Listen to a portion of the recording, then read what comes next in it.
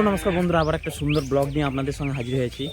দেখুন, আমাদের ইতিহাস শেখায় বা ইতিহাস বলে যে কোনো জিনিসই চিরস্থায়ী নয়। হিটলার অতদিন রাজত্ব করেছে এবং মানুষের সঙ্গে নির্মম অত্যাচার করেছে, কিন্তু তারও স্থায়িত্ব হয়নি, তাকেও নিজেকে শেষ করে দিতে হয়েছে।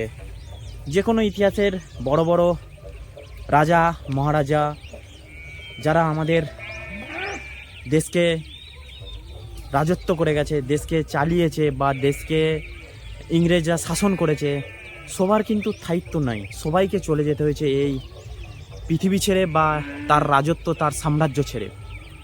তাই আমরা মানুষ, আমাদের মধ্যে এখন আমরা স্বাধীন ভারতে বাস করি বা স্বাধীনভাবে নিজে লিড করি।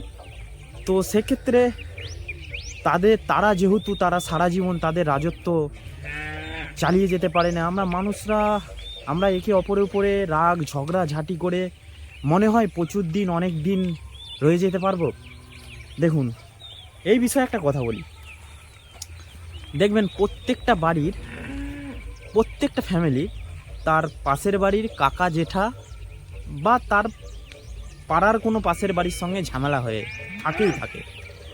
কথা নাই, কথাবার্তা নেই, কিছু নেই, মোটামুটি তাদের সঙ্গে বিরাট ঝামেলা। মনে হয় যেমন জেলে যে কয়েদি আছে তাদের থেকেও বেশি শত্রুতা তাদেরকে মনে হয়, ঠিক আছে? তো তারা এরকম মনে করে যে পাশের পাড়ার লোকটা আমার জেলে যে কয়েদিরা থাকে তার থেকেও বেশি শত্রু।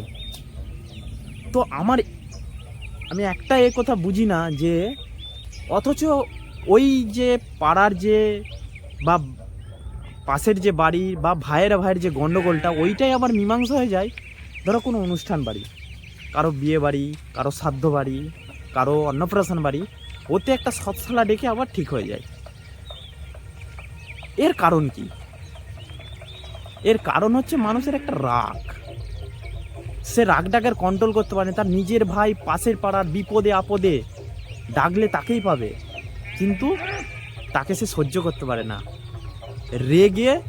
রাগের বশত তার সঙ্গে ঝামেলা করে। আবার কিছুদিন পরে বা ওই অনুষ্ঠান হলে তার সঙ্গে আমার মীমাংসা করে আবার সব কিছু ঠিক হয়ে যায়।